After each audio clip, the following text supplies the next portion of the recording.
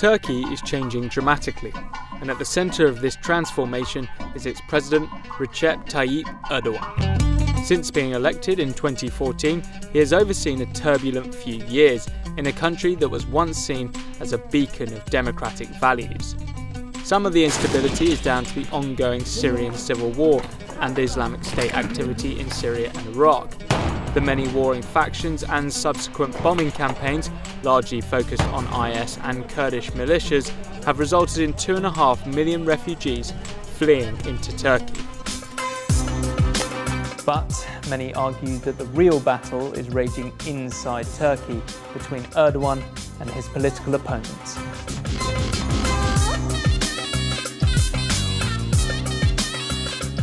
This all came to a head in the summer of 2016, when a section of Turkey's military launched an attempted coup against Erdogan that involved trying to snatch the president from his seaside villa.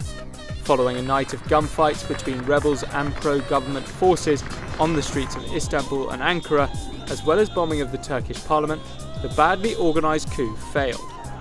Erdogan's survival was largely down to his ability to mobilise massive popular resistance from his supporters through FaceTime phone calls that were then beamed on state television. A boost in national unity followed, but not for long.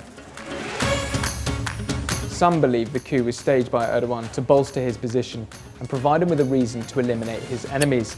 And in the aftermath, his actions have only reinforced those suspicions.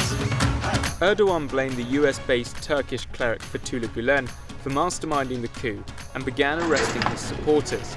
But the witch hunt didn't stop there. Since the coup, he has detained tens of thousands of Turkish citizens and silenced the country's press, jailing more journalists than any other leader in the world.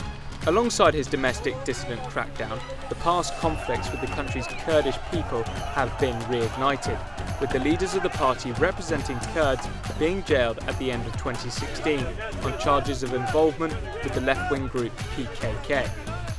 More recently, he's been accused of flouting constitutional laws by supporting his old political party, which is forbidden because presidents are supposed to remain neutral.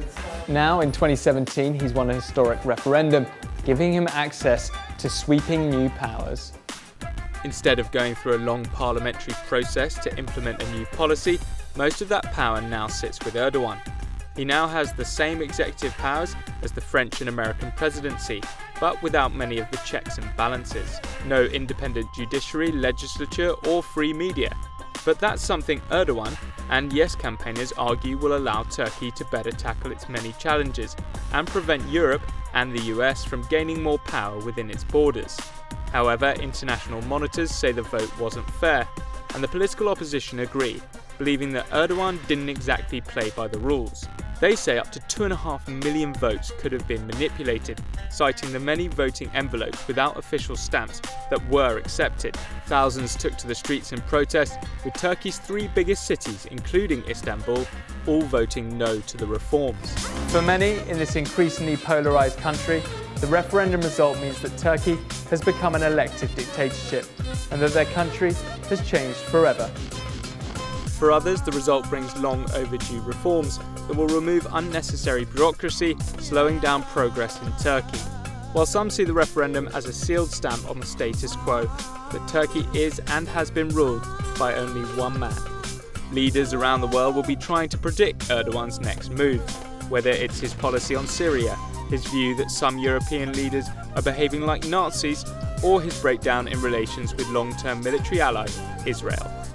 Erdogan won't gain his new powers until after the 2019 elections, assuming he wins, that is. If he does, many experts believe that Turkey will become an autocracy, and as a vitally important ally to many in the West, the world is watching closely.